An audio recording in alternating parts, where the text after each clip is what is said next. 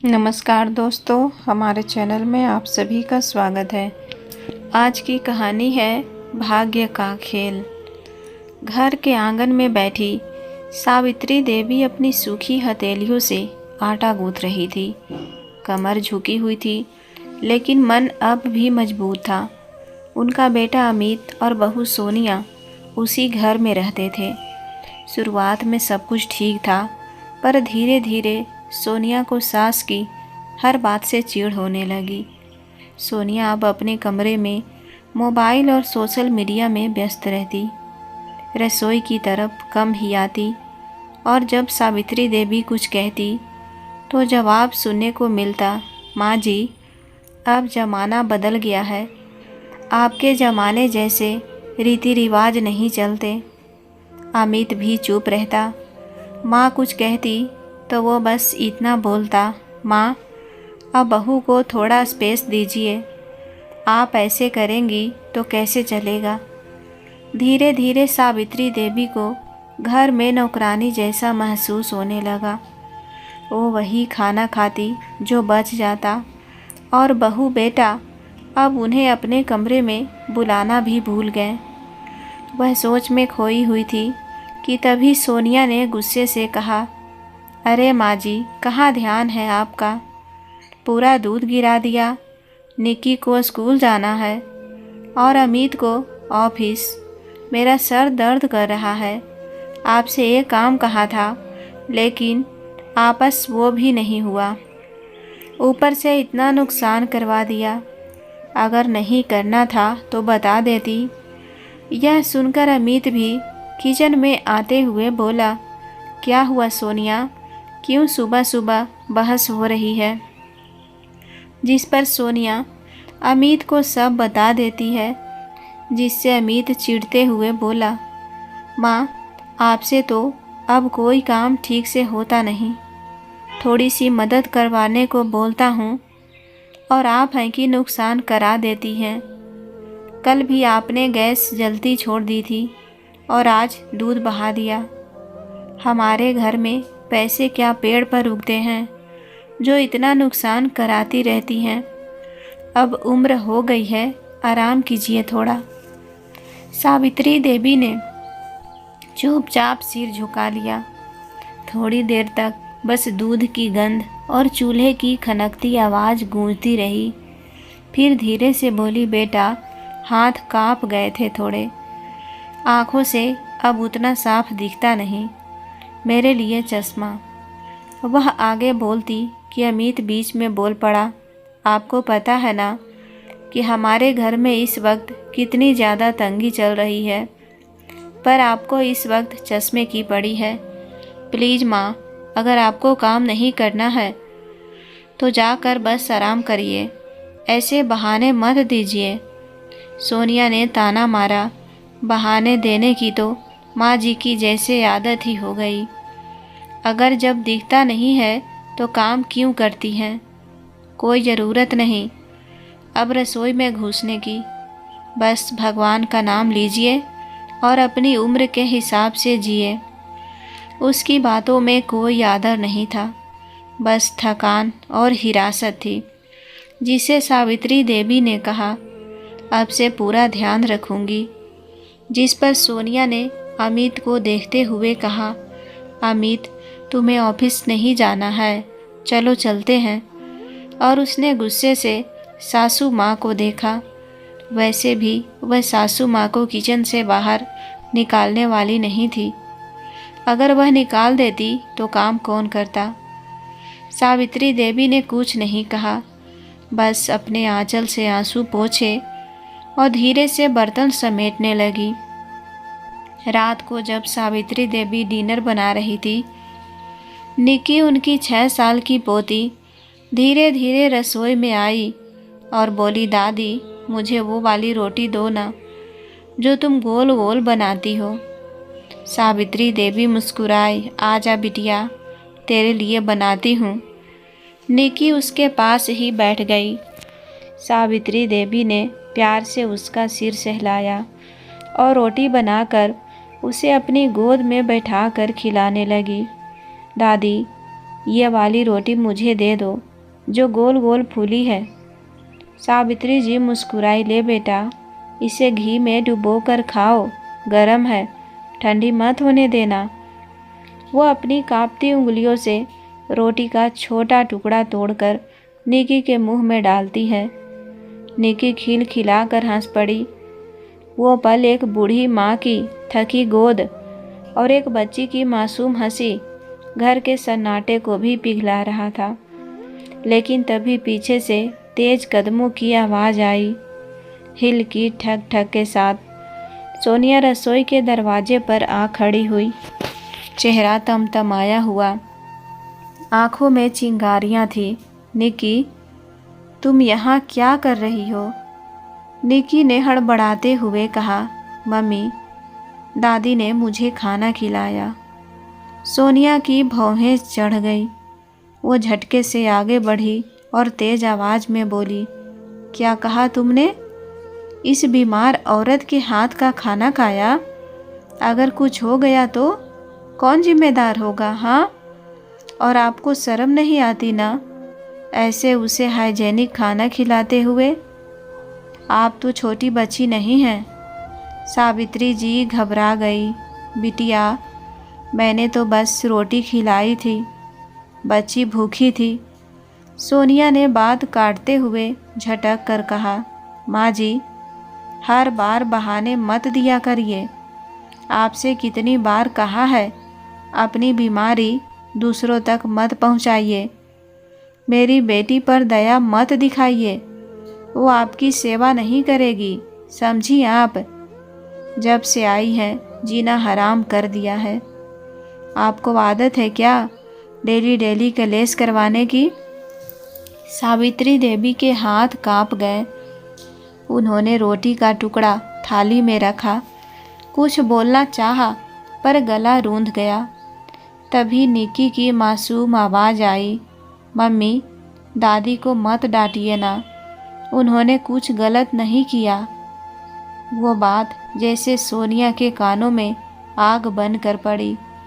उसका चेहरा गुस्से से और लाल हो गया। क्या कहा तुमने? अब तू मुझसे बहस करेगी? तू अपनी माँ से ऐसे बात करेगी? वो गुस्से में निकी के पास गई, उसे गोद से झटक कर उठा लिया। निकी का हाथ हवा में लहराया और वो रो पड़ी। सोनिया ने झल्ला कर कहा, यही सब तो सिखा रही है ना आपकी दादी? मुझे जवाब देना, झूठ बोलना। अब समझी मैं क्यों रोज़ मेरे जाने के बाद इनके पास बैठी रहती है। वो अब सावित्री जी की ओर मुड़ी। आवाज़ जहर से भरी थी। आप तो यही चाहती हैं कि मेरी बेटी भी आपकी तरह बने, जो सबकी बातें चुपचाप सहती रहे, या फिर आपको अच्छा लगता है जब वो मुझसे उल्टा बोलती है, इसीलिए ही आपने उसके ज़हन में जहर घोल दिया है ना माँ जी, है ना? मुझे आपसे ऐसी उम्मीद नहीं थी। सावित्री देवी कांपते हुए बोली, बिटिया, वो तो बस मुझे प्यार करती है, मैंने कुछ नहीं सिखाया, बस कीजिए। सोनिया ने बात काटी, आपका यह नाटक मैं बहुत देख चुकी हूँ। आज के बाद मेरी बेटी के पास गई तो अच्छा नहीं होगा।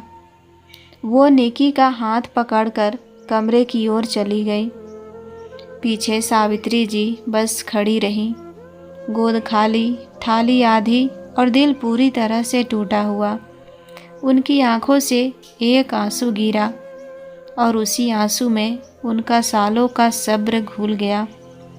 कभी कभी औरत की जुबान आग नहीं जलाती, लेकिन उसकी बातों का धुआं माँ के दिल में हमेशा सुलगता रहता है। उस रात सावित्री देवी बिना खाए पिए अपने कमरे में अकेली बैठी थी। दीवार पर अमित के बचपन की तस्वीर टंगी थी। वो तस्वीर को देखती रही। जब ये छोटा था तो मेरी गोद में सोता था और आज मेरी गोद को अपवित्र कह दिया गया। आंखों से आंसू बह निकले। रात के करीब 2 बजे का वक्त था। घर में गहरी खामोशी पसरी थी। बस घड़ी की टिक टिक और सावित्री देवी की टूटी सांसें सुनाई दे रही थी। उनके माथे पर पसीना था, बुखार तेज चढ़ चुका था। उन्होंने मुश्किल से उठने की कोशिश की, लेकिन हाथ कांप रहे थे, शरीर जवाब दे रहा था। उन्होंने पास रखे गिलास को उठाने की कोशिश की। गिलास उनके हाथ से फिसल गया। ठक की आवाज़ ने रात की नींद को चीर दिया। कुछ सेकंड में सोनिया के कमरे का दरवाज़ा खुला।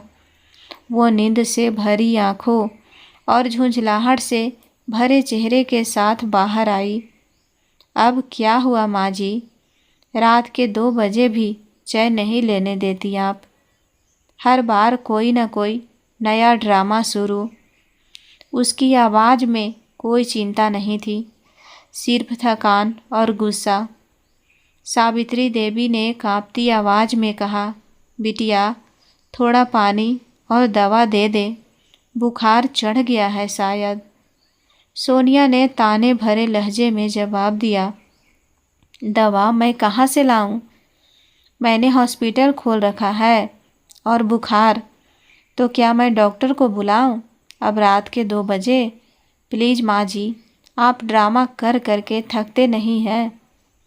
एक तो मुझे सुबह सुबह ऑफिस जाना है, ऊपर से मेरी नींद खराब कर दी आपने। चुपचाप से जाकर सो जाइए, अपने आप ठीक हो जाएगा बुखार। वो मुड़ी और आगे बोली, आपको तकलीफ़ है तो खुद ही कोई घरेलू इलाज कर लीजिए। मेरे पास अब इतना पैसा नहीं है कि हर बार आपकी दवाइयों पर खर्चा करूं। देखिए माँ जी, निकी की स्कूल फीस देनी है, अमित की कार की EMI बाकी है और घर का खर्चा दिन पर दिन बढ़ रहा है।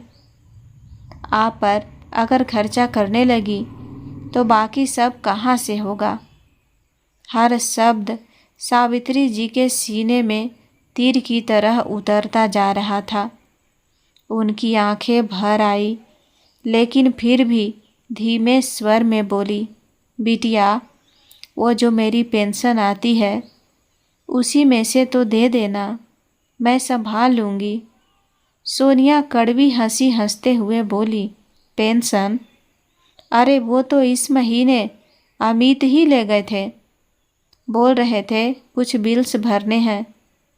अब मेरे पास कुछ नहीं है, समझी आप? सावित्री जी का चेहरा एकदम से उतर गया। उनकी आंखों से एक आंसू लुढ़ककर जमीन पर गिर पड़ा। गले से मुश्किल से शब्द निकले, अच्छा ठीक है बेटा। सोनिया ने ठंडी आवाज़ में कहा, और हाँ, ये जो फर्श पर पानी गिरा दिया आपने, सुबह तक सूख जाएगा तो बदबू फैल जाएगी, इसीलिए अभी ही पोछा लगाकर साफ कर दीजिए। फालतू में नींद खराब कर दिया। और वह गुस्से से बुदबुदाते हुए कमरे की ओर जाने लगी। सावित्री देवी ने थरथराते हाथों से आंचल उठाया और फर्श पर गिरे पानी को पोंछने लगी। हर झटका उनके शरीर में दर्द फैला रहा था। सोनिया दरवाजे पर खड़ी थी, थोड़ा पीछे मुड़कर बोली, माँ जी अब उम्र हो गई है, थोड़ा समझिए भी। हर चीज़ के लिए अब मुझ पर मत निर्भर रहिए। फिर वो अपने कमरे में चली गई। दरवाज़ा ठक से बंद हुआ और सावित्री देवी उसी दरवाजे को देखती रह गई। बुखार से जलते हुए माथे पर ठंडी हवा लगी, पर उनका दिल अब और भी ज़्यादा जल रहा था। उन्होंने धीरे से बुदबुदाया, शायद अब सच में उम्र हो गई है, पर ममता की उम्र तो कभी नहीं होती। बिटिया, उनकी आवाज़ टूट गई। फर्श पर सिर टेके वो वहीं बैठ गई और धीरे धीरे आंचल से चेहरा ढक लिया। रात फिर सन्नाटे में डूब गई। बस एक माँ की टूटी सांसें और गिरे हुए आंसू रह गए। कभी कभी घर में बीमारी नहीं फैलती, फैलता है बस बेरुखी का जहर, जो दवा नहीं दुआ से भी ठीक नहीं होता। सुबह अमित ने ऑफिस जाते हुए देखा, माँ बरामदे में बैठी है, आंखें सुर्ख है, तो थोड़ा सा पूछ लिया, माँ तबीयत ठीक है? हाँ बेटा, बस थोड़ा जुकाम है। सोनिया पीछे से बोली, जुकाम नहीं, ड्रामा है। बस कल रात भी सारा घर जगा दिया इनकी वजह से। अब आप कहिए तो मैं नर्स रख दूं? घर तो हॉस्पिटल बन गया है। अमित ने बस सिर झुका लिया। सावित्री जी के गालों पर फिर एक हल्की मुस्कान आई, वो मुस्कान जो दर्द छिपाने के लिए होती है, ना कि खुशी दिखाने के लिए। दिन बीतते गए। सावित्री देवी अब बहुत कम बोलती थी, रसोई में नहीं जाती, बस सुबह मंदिर में दिया जलाकर बरामदे में बैठ जाती। निकी कभी कभी छिप कर उनके पास आ जाती, दादी स्कूल में सबके पास लंच होता है, मेरा नहीं। सावित्री धीरे से अपनी थाली में से रोटी निकालती, ले बिटिया खा ले। वो थाली अब उनकी दुनिया थी, जिसमें आटा, नमक और ममता के आंसू घुल चुके थे। सुबह की धूप पर्दे से छनकर कमरे में उतर रही थी। चिड़ियों की हल्की चहचहाहट सुनाई दे रही थी, पर उस घर की हवा अब भी भारी थी, मानो रात का दर्द अभी तक दीवारों में अटका हो। बरामदे में सावित्री जी हमेशा की तरह अब भी वहीं बैठी थी, आंचल में सिर ढके, माथे पर हल्का हल्का पसीना, आंखें बंद, चेहरा फीका। सामने की थाली में बासी रोटी पड़ी थी, जो कल रात उन्होंने खाई भी नहीं थी।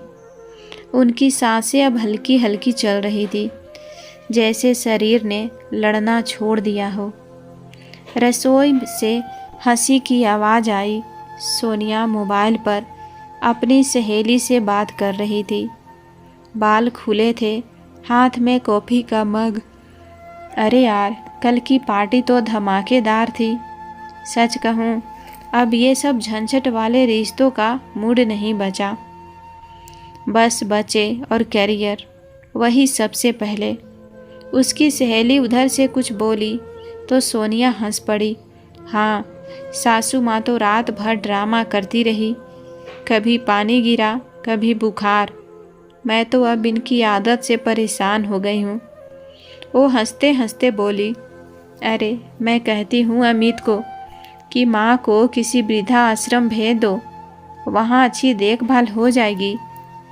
सहेली ने शायद कुछ कहा तो सोनिया ने ठहाका लगाते हुए जवाब दिया, अरे नहीं नहीं, वो बेचारे तो माँ से एक शब्द नहीं कह सकते, मैं ही सब झेलती हूँ। सारी बातें सावित्री जी के सब्र को तोड़ गई। रोज रोज का अपमान अब उनकी सब्र से बाहर था। अचानक से उनकी आंखों के सामने अंधेरा छा गया। निकी अपने कमरे से दौड़ती हुई आई और दादी को हिलाया, लेकिन जब वह काफ़ी देर से नहीं उठी तो वह रोने लगी और किचन की तरफ दौड़ी।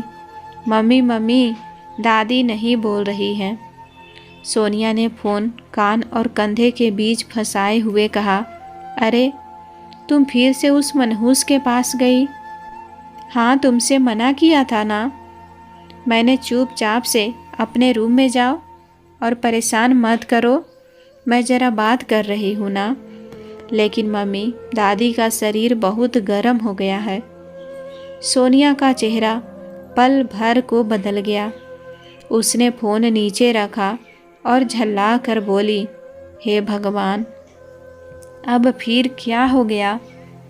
वो गुस्से में उठी, पर जब बरामदे में पहुंची तो उसके कदम रुक गए। सावित्री जी वहां उसी जगह बैठी थी, पीठ दीवार से लगी हुई, आंखें आधी खुली और होठों पर एक बहुत हल्की मुस्कान थी। उनकी हथेलियों पर अब भी थोड़ा सूखा आटा चिपका हुआ था, जैसे वो रोटी बनाते बनाते ही थक गई हो। सोनिया एक पल को जड़ हो गई। गला सूख गया। निक्की रोते हुए उनके पैर छूने लगी। दादी उठिए ना। अमित की आवाज़ पीछे से आई। क्या हुआ सोनिया? सोनिया ने कांपते हुए कहा, अमित। माँ। शब्द उसके होठों पर अटक गए। अमित दौड़ता हुआ आया, माँ के गाल पर हाथ रखा। बहुत तप रहा था। सावित्री जी को तुरंत अस्पताल ले जाया गया। अमित ने खुद उन्हें स्ट्रेचर पर लिटाया था। डॉक्टर ने चेकअप के बाद कहा, पेशेंट बहुत कमज़ोर है, ब्लड प्रेशर गिर गया था, कुछ दिन ऑब्जर्वेशन में रखेंगे। 3 दिन बीत गए। सावित्री जी का शरीर धीरे धीरे ठीक होने लगा, पर बिल की स्लिपें मोटी होती जा रही थी। रात के वक्त सोनिया अस्पताल के कैफेटेरिया में बैठी थी। उसके सामने टेबल पर बिल का पुलिंदा रखा था, 18,750। फिर एक और पर्ची, दवाइयाँ 3,200, टेस्ट 2,500, एम्बुलेंस 1,200। सोनिया की भौहें सिकुड़ गई।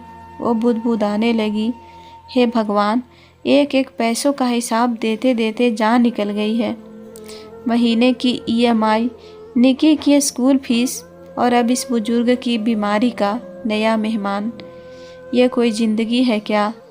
उसने बिल की कॉपी को मेज़ पर पटक दिया। हर महीने कोई नया खर्चा, और अब तो अस्पताल ने भी मानो हमें बेवकूफ़ समझ लिया है। क्या ज़रूरत थी इसे इतनी देर तक जिंदा रखने की? वो कड़वी हंसी हंसते हुए बोली, अच्छा होता अगर यह यहीं ख़त्म हो जाती, पर नहीं। ऐसे लोग ना जाने क्यों मरते भी नहीं जल्दी, बस कुंडली डाल कर बैठ जाते हैं।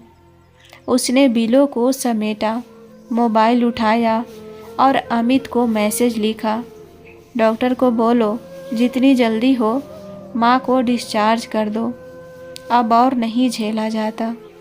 वो खुद से झुंझला रही थी, लेकिन उसकी आवाज़ इतनी तेज़ थी कि सामने बैठी नर्स तक सुन ले, जो उसे मुंह बना कर देख रही थी। लेकिन सोनिया को कोई फ़र्क नहीं पड़ा। तभी अमित पास आया और बोला, सोनिया, डॉक्टर कह रहे हैं कि माँ की हालत अब स्थिर है, कल तक डिस्चार्ज हो जाएंगी। सोनिया ने ताने भरे स्वर में कहा, हाँ हाँ, लेकिन घर कौन चलाएगा अमित? क्या ये अस्पताल हमारे ATM मशीन है? अमित ने धीरे से कहा, सोनिया, वो मेरी माँ है, उन्होंने मेरे लिए ज़िंदगी भर किया है, क्या हम इतना नहीं कर सकते? सोनिया की आवाज़ अब ठंडी हो गई, पर शब्द और नुकीले हो गए। हाँ जानती हूँ, वो तुम्हारी माँ है, लेकिन क्या तुम्हें पता है इस महीने हमारा अकाउंट ओवरड्राफ्ट में चला गया है। मैंने अपनी गोल्ड चेन बेचकर बिल भरा है, अब बताओ कब तक चलेगा ये? अमित चुप रहा, उसने बस सिर झुका लिया। सोनिया ने ठंडी सांस ली और बोली, देखो अमित, माँ जी अब ठीक है, उन्हें थोड़ा गांव की हवा लगने दो, ताज़ी हवा में जल्दी ठीक हो जाएंगी, और जब हमारा घर अच्छी ट्रैक पर आ जाएगा तो हम उन्हें वापस बुला लेंगे। अमित ने माथे पर सिकन डालते हुए कहा, गाँव? पर वहाँ वो अकेली कैसे रहेंगी? सोनिया ने बड़ी सहजता से कहा, अकेली नहीं रहेंगी, वहाँ उनका पुराना घर है, अपने लोग हैं, और वैसे भी यहाँ अब वो आराम नहीं कर पाएंगी। यहाँ का माहौल उनके लिए सही नहीं है। वो जानती थी कि अमित को भावनाओं में मनाना आसान है। उसने अपने शब्दों में मिठास भर दी, देखो मैं बुरी नहीं हूँ, बस चाहती हूँ कि माँ जी को सुकून मिले, वो हमारे लिए परेशान ना रहे। गांव में रहेंगी तो उन्हें भगवान के मंदिर भी मिल जाएंगे। अमित थोड़ी देर सोचता रहा, फिर बोला, सोनिया, अगर तुम्हें लगता है ये ठीक है तो मैं माँ से बात करता हूँ। सोनिया के होठों पर हल्की मुस्कान आई। उसने सिर हिलाया, लेकिन उसकी आंखों में एक और कहानी का प्लान साफ झलक रहा था। अगले दिन जब सावित्री जी को घर लाया गया तो सोनिया ने मीठे लहजे में कहा, माँ जी, डॉक्टर ने कहा है कि अब आपको आराम की ज़रूरत है। शहर की भाग दौड़ आपके लिए सही नहीं, तो हमने सोचा है कि कुछ दिन के लिए आपको गांव भेज दें। सावित्री देवी ने चौंक कर पूछा, गांव? लेकिन बेटा, मैं वहाँ अकेली कैसे? सोनिया ने बीच में कहा, अकेली नहीं होंगी माँ, हमारे नौकर चाकर है ना वहाँ, और हफ्ते में एक बार अमित आपसे मिलने भी चला जाएगा। सावित्री देवी का दिल बैठ गया। उन्होंने अमित की ओर देखा। बेटा, तू क्या कह रहा है? अमित ने नज़रें झुका ली। माँ, सोनिया सही कह रही है, कुछ दिनों की बात है, आप थोड़ा आराम कर लीजिए, मैं आपको लेने खुद आऊँगा। यहाँ पर बहुत ज़्यादा पैसे अब बचे नहीं हैं, मैं कैसे सब संभालूँगा? सावित्री देवी ने फीकी मुस्कान दी। ठीक है बेटा, अगर तुम्हें लगता है यही सही है। वो समझ गई थी कि अब उनका घर बस नाम का रह गया है। अब वो सिर्फ माँ नहीं, एक बोझ बन चुकी थी। अगली सुबह गाड़ी आ गई। सोनिया ने ट्रंक में सावित्री की कुछ पुरानी साड़ियाँ रखी, थोड़ा अनाज और एक छोटी सी थाली। निकी भाग कर आई। दादी, आप कहाँ जा रही हैं? सोनिया ने झटके से कहा, दादी, कुछ दिन के लिए अपने गांव जा रही है, ताकि हमें भी थोड़ा सुकून मिले और उन्हें भी। सावित्री ने झुककर निक्की के सिर पर हाथ रखा। बिटिया, जल्दी मिलूंगी तुझसे। निक्की ने पूछा, लेकिन दादी, आप वापस कब आएंगी? सावित्री देवी ने हल्की मुस्कान के साथ कहा, जब तुम्हारी मम्मी चाहेंगी बेटा। उसकी आंखें नम थी। गाड़ी चली गई। पीछे रह गया घर, जहाँ एक सास नहीं, एक माँ का साया छूट गया था। सावित्री देवी को गांव भेजे हुए 1 हफ्ता हो चुका था, लेकिन अभी तक कोई भी मिलने नहीं आया। गर्मी का मौसम था, पर शहर के इस घर में पहली बार हवा हल्की लग रही थी। कम से कम सोनिया को तो ऐसा ही महसूस हो रहा था।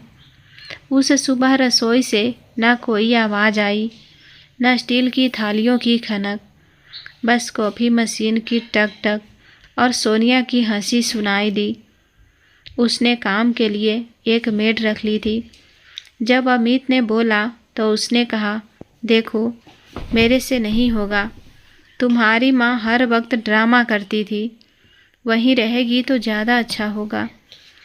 और तुम भी बहस मत करो और अपने काम से काम रखो।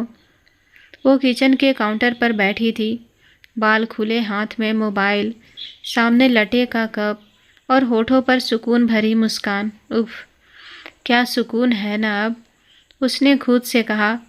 न सुबह सुबह चाय चाय का राग, न दवा, न शिकायतें, न कराहें। उसने धीरे से कप को उठाया, कॉफ़ी की खुशबू सांसों में खींची और बोली, अब ये घर सच में मेरा लग रहा है। अमित ड्राइंग रूम में बैठा अखबार के पीछे छिपा हुआ था, पर आंखें कागज पर नहीं थी। माँ के बिना घर की चुप्पी उसे अजीब लग रही थी। उसने धीरे से कहा, सोनिया, माँ को फ़ोन किया क्या? सोनिया ने फ़ोन के स्क्रीन से नज़र नहीं हटाई। नहीं, आज नहीं किया। हर दिन कॉल करने लगो तो वो फिर वही रट शुरू कर देंगी। बेटा, कब आओगे? यहाँ अकेलापन लगता है, अब रोज़ रोज़ ये नाटक नहीं झेला जाता। अमित ने अखबार नीचे रखा। सोनिया, वो अकेली है वहाँ। सोनिया ने ठंडी हंसी हंसते हुए कहा, अकेली नहीं है अमित, पड़ोसी हैं, नौकर हैं, और ऊपर से भगवान भी। वैसे भी माँ को तो पूजा पाठ ही करना पसंद है। अब उन्हें पूरा वक्त मिलेगा भगवान के साथ। उसके शब्दों में ठंडक और तंज दोनों थे। अमित कुछ कहना चाहता था, पर तभी निक्की भागती हुई आई। मम्मी, दादी को फ़ोन लगाओ ना, मैंने उनका चेहरा तक नहीं देखा। सोनिया ने फ़ोन उठाया और बेटी की तरफ देखा। बेटा, दादी गांव में है, वहाँ नेटवर्क नहीं आता और उन्हें आराम करने दो, ठीक है? निकी ने धीमे से सिर हिलाया, पर उसके चेहरे पर उदासी थी। शाम को सोनिया ने टीवी ऑन किया। उसकी सहेलियों का कॉल आया। सोनिया, आज नाइट पार्टी है, तू ज़रूर आना। सोनिया ने मुस्कुराते हुए जवाब दिया, हाँ, अब तो कोई टेंशन नहीं है। आजकल तो मैं खुद फ्री बर्ड बन गई हूँ। वो तैयार होने लगी, लाल ड्रेस पहनी, कानों में झुमके लगाए और आईने के सामने खड़ी होकर बोली, देखो तो ज़रा, अब कोई टोका टाकी नहीं, ये ज़िंदगी अब मेरी है। अमित ने धीरे से कहा, सोनिया, माँ ने कॉल किया था। सोनिया रुक गई। क्या कहा उन्होंने? वो बस पूछ रही थी कि निकी कैसी है।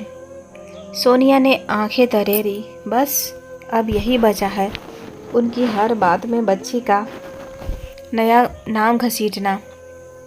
देखो अमित, मैं साफ कह रही हूँ, अगर वो रोज़ कॉल करेंगी तो या तो तुम बात करना बंद करो या मैं करवा दूँगी।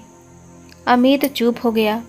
सोनिया ने पर्स उठाया, दरवाजे की तरफ बढ़ते हुए बोली, माँ की चिंता छोड़ो, वो भगवान के पास है, मैं दोस्तों के पास जा रही हूँ। दरवाज़ा ठक से बंद हुआ। पीछे रह गया वो घर जो अब सच में खाली था। उधर गांव के उस छोटे से घर में सावित्री देवी शाम के वक्त चौखट पर बैठी थी। बरामदे में एक पुरानी लैंप जल रही थी। हवा में धूल और अकेलापन दोनों थे। उन्होंने धीमे से आसमान की ओर देखा और बुदबुदाई, शहर में अब सुकून होगा, वहाँ से मेरा नाम मिट गया है, पर भगवान देख रहा है सब।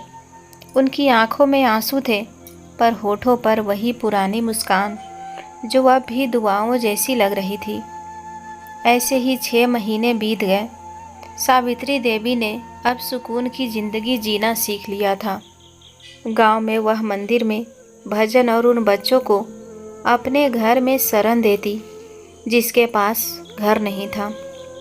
साथ ही वह अचार पापड़ बनाने लगी और उनके गांव वाले साथ देने लगे, जिससे वह बहुत खुश रहने लगी। हालांकि अपनी पोती याद उन्हें दर्द दे जाती थी, लेकिन वह खुद को संभाल लेती थी। वहीं दूसरी तरफ सोनिया और सबकी ज़िंदगी भी अच्छी चल रही थी। सुबह के हल्के धूप में तभी टीवी से तीखी खबर की सुगबुगाहट घर भर गई। समाचार पर लोक निर्माण विभाग के अधिकारी की तस्वीर आ रही थी। कैमरा जूम करता गया और एंकर की आवाज़ तेज हो गई। सरकार ने जिले के किनारे वाले कई गांवों की ज़मीन अधिग्रहित करने का प्रस्ताव पास कर दिया है। योजना के तहत इन ज़मीनों का वैल्यूएशन करोड़ों में होगा। कई किसान और मामूली मालिक भारी मुआवजे के हकदार बनेंगे। टीवी के आगे सोनिया की आंखें चमक उठी। उसने टिक टिक करती स्क्रीन पर गौर से पढ़ा, फिर तेजी से अमित के पास जाकर फुसफुसाई। आवाज़ में दबे हुए उत्साह के साथ बोली, अमित सुनो, ये हाईवे हमारे गांव के पास से निकलने वाला है ना? अगर यह सच है तो अकाउंट में पैसा ही पैसा आएगा, समझ रहे हो ना? हमारी पूरी परेशानी हल हो जाएगी और हमें फिर पैसों के लिए तरसना नहीं पड़ेगा। अमित के चेहरे पर झुंझलाहट और हताशा दोनों मिक्स थे। उसने टीवी झपक के देखा, फिर चुप्पी से बोला, हाँ वही है। कभी पिताजी ने कहा था कि वही हमारे नाम पर है, पर पन्ने औपचारिक नहीं हैं, वो सारे माँ के नाम पर है और वो नहीं देंगी, मुझे पता है। सोनिया की आंखों में लालच की लौ और बड़ी उम्मीद चमकी। उसने तुरंत प्लान बना लिया, धीरे धीरे मीठी आवाज़ में, ऐसा कि अमित असहज हो उठे। अरे तो क्या हो गया, हम माँ को मना लेंगे ना यार। देखो ना, करोड़ों में बिकने वाली है ज़मीन। उन्हें भी तो हमारे घर आना था ना, तो उन्हें गांव से वापस यहाँ ले आएंगे तो वह खुशी खुशी मान जाएंगी। अमित को अंदर से हल्का असहमति का तीर लगा। माँ की याद, उसका चेहरा, सब उभर आए, पर घर की तारीखें, कर्ज और जिम्मेदारियां शांत नहीं होने दे रही थी। आखिर वह मान गया, क्योंकि वह भी उस वक्त को जानता था जो चुकाने के लिए पीछे पीछे है। गांव में शाम का वक्त था। आंगन में नीम की छांव पड़ रही थी और सावित्री देवी हमेशा की तरह पापड़ बना रही थी। तभी बाहर एक कार रुकने की आवाज़ आई। निक्की जैसे ही बाहर कूदी, उसकी हंसी पूरे आंगन में गूंज गई। दादी! वो दौड़कर दादी की गोद में जा गिरी। सावित्री देवी की आंखों में चमक आ गई।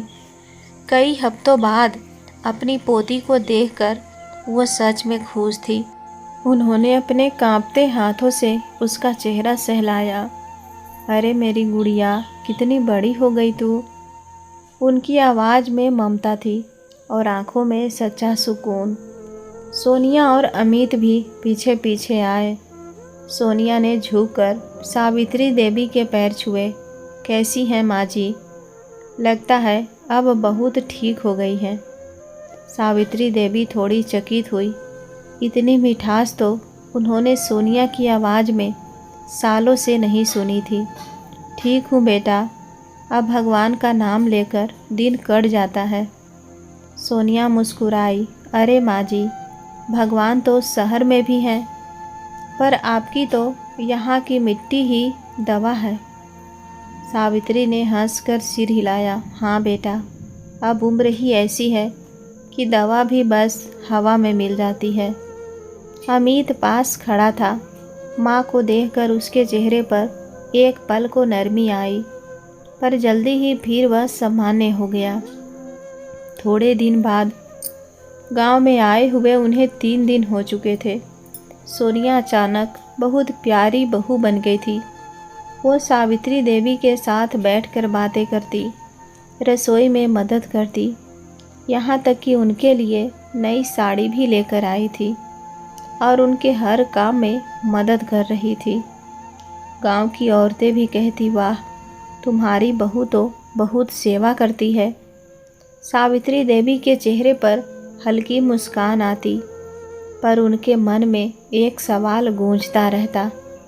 जो कल तक मुझे बोझ समझती थी, वो आज इतनी बदल कैसे गई। शाम को सब लोग बरामदे में बैठे थे। नीम की ठंडी हवा चल रही थी।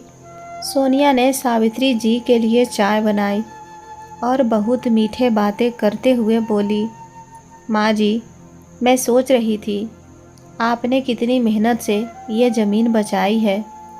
सावित्री देवी ने मुस्कुराते हुए कहा, हाँ बेटा, तुम्हारे ससुर के ज़माने की है। हम दोनों ने साथ में खरीदी थी। सोनिया ने धीरे धीरे बात आगे बढ़ाई। आपने खबर देखी होगी ना माँ जी, सरकार इस इलाके में हाईवे बनाने जा रही है। यहाँ की ज़मीन की कीमत अब आसमान छूने वाली है। सावित्री देवी चौंकी। हाईवे? सोनिया ने उत्साह से कहा, हाँ, अगर ये ज़मीन सरकार को दे दी जाए तो करोड़ों मिलेंगे। सोचिए माँ जी, निक्की का भविष्य बन जाएगा। अमित की कार की किस्तें ख़त्म हो जाएंगी और आप शहर में आराम से रहेंगी। नौकर चाकर, अच्छा घर, डॉक्टर, सब कुछ। सावित्री देवी कुछ पल चुप रही। उनकी आंखें अब सोनिया पर टिकी थी, जैसे वो उस मीठी आवाज़ में छिपा जहर पहचान गई हो। धीरे से उन्होंने पूछा, तो बेटा, मुझे गांव में ही रहना होगा तब तक? सोनिया ने बनावटी मासूमियत से कहा, अरे नहीं माँ जी, आप जब चाहे शहर आ जाइए, बस फिलहाल यहाँ रहकर थोड़ी देखभाल रख लीजिए। सावित्री देवी हल्की मुस्कान के साथ बोली, देखभाल? ज़मीन की या मेरी? सोनिया के होठों की मुस्कान एक पल को थम गई।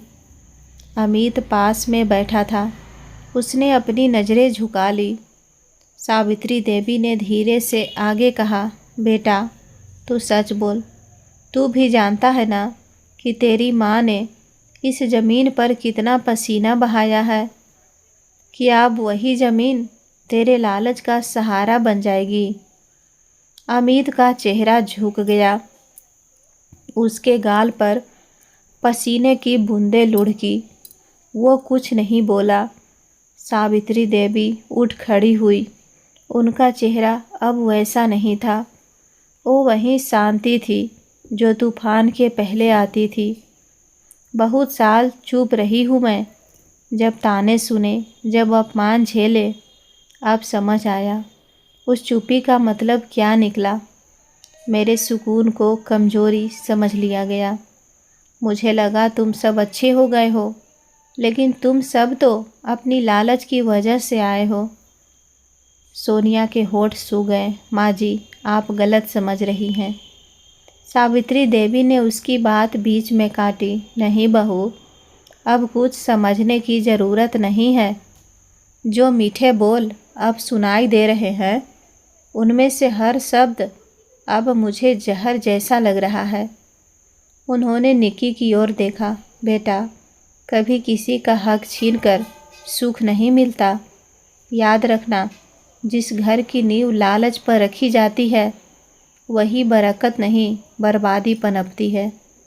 उनके शब्द हवा में तैरते रहे। सोनिया का चेहरा सफ़ेद पड़ गया और अमित का सिर झुकता चला गया, क्योंकि माँ की आंखों में जो दर्द था वो शब्दों से कहीं ज़्यादा तेज था। सोनिया थोड़ा घबरा गई, फिर बोली, माँ जी, आप गलत सोच रही हैं। मैं तो बस सबके भले के लिए कह रही हूँ। सावित्री देवी धीरे से उठी, अंदर गई और एक फाइल लेकर लौटी। उन्होंने वो फाइल सोनिया और अमित के सामने रख दी। यह देखो बेटा, उन्होंने कहा, यह इस घर और ज़मीन के सारे कागज़ हैं। मैंने सब पहले से तय कर लिया है। सोनिया चौंक गई। क्या? आपने क्या किया?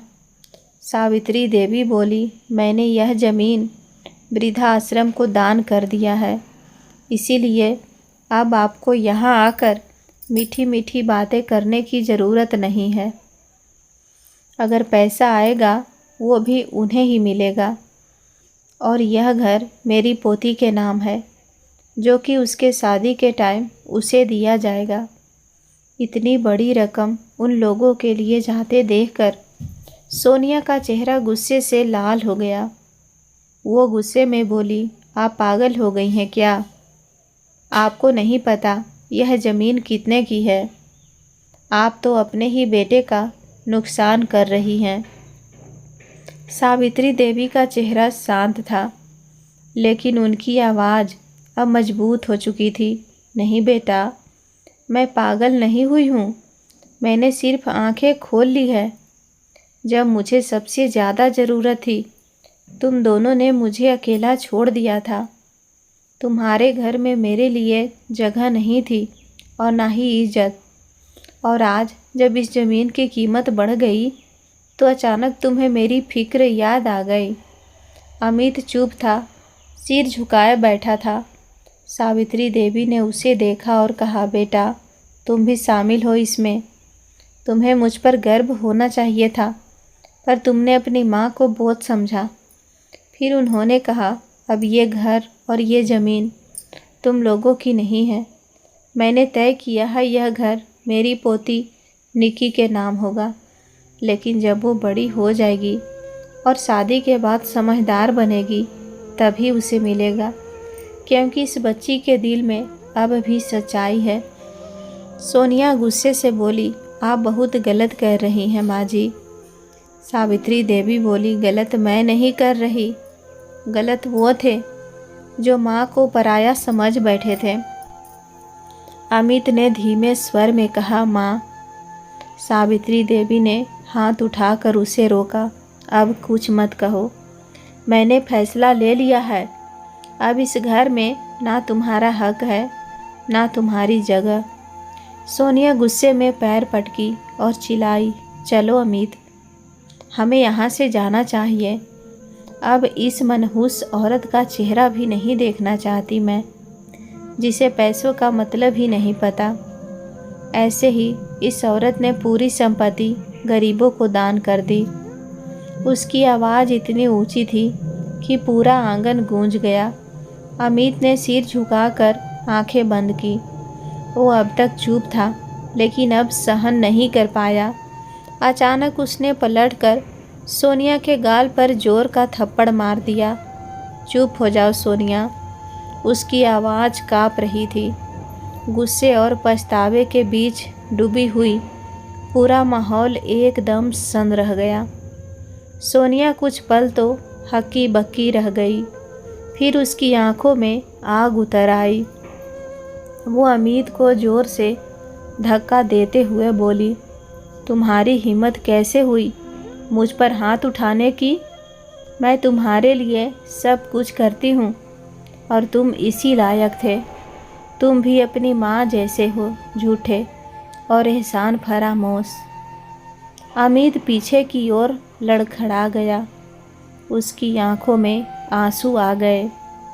वो टूटी हुई आवाज़ में बोला, बस करो सोनिया, बहुत हो गया। माँ सही कहती थी, हमने उन्हें कभी समझा ही नहीं। हमने सिर्फ उनका दिल तोड़ा। लेकिन सोनिया कहाँ सुनने वाली थी। वो और भी ज़ोर से चिल्लाई, ये ड्रामा मुझ पर मत करो अमित। तुम्हारी माँ ने हमें अपमानित किया है। अब देखना, मैं ये घर, ये ज़मीन सब तुम्हारी आंखों के सामने वापस लेकर रहूँगी। वो तेज कदमों से बाहर की ओर जाने लगी। अमित ने उसका हाथ पकड़ने की कोशिश की। सोनिया, प्लीज़ रुक जाओ। लेकिन उसने झटक कर हाथ छुड़ा लिया। छूना भी मत मुझे। वो गुस्से में बाहर निकल गई। अमित कुछ देर तक वहीं खड़ा रह गया, टूटा हुआ, शर्मिंदा और अपनी माँ की ओर देखने की हिम्मत खो चुका था। सावित्री देवी पूरे समय शांत बैठी थी। ना उनकी आंखों में आंसू थे, ना कोई गुस्सा। बस चेहरे पर एक थकी हुई लेकिन सच्ची शांति थी। उन्होंने धीरे से कहा, अब कोई फर्क नहीं पड़ता बेटा। मैंने तो आज से ही अपने दिल का दरवाज़ा बंद कर लिया है। अब इस घर में सिर्फ सच्चाई रहेगी, ना झूठ, ना लालच, ना दिखावा। अमित ने नीचे झुककर माँ के पैर छुए। उसकी आवाज़ काँप रही थी, माँ, मुझसे बहुत बड़ी गलती हो गई। सावित्री देवी ने उसका सिर सहलाया। गलती तो इंसान से होती है, पर अगर इंसान अपनी गलती से सीख ले तो वही उसका असली प्रायश्चित होता है। उन्होंने धीरे से कहा, जाओ, अपनी ज़िंदगी सुधारो बेटा। अब मेरा दिल किसी से शिकायत नहीं करेगा, क्योंकि मैंने अब खुद को आज़ाद कर दिया है। अमित चुपचाप उठा, निक्की की ओर देखा, फिर बिना कुछ कहे उसे लेकर घर से बाहर चला गया। माँ की खामोशी को कमज़ोरी मत समझो। जब वो बोलती है तो इंसाफ खुद उसका साथ देता है। सावित्री देवी वापस से सामान्य जिंदगी में लौट गई। सब उन्हें बहुत मानते थे। कभी कभी अमित और निक्की आ जाते थे उनसे मिलने, लेकिन उसकी बहू कभी भी नहीं आई। लेकिन उन्हें अब इसकी ज़रूरत भी नहीं थी। जो उनकी इज्जत नहीं करते थे, उसकी इज्जत करना उन्होंने भी छोड़ दिया था। दोस्तों, उम्मीद करती हूँ आपको कहानी पसंद आई होगी। कहानी पसंद आए तो वीडियो को लाइक करें। चैनल पर पहली बार आए हैं तो सब्सक्राइब करके बेल आइकन घंटी ज़रूर दबा लें। धन्यवाद।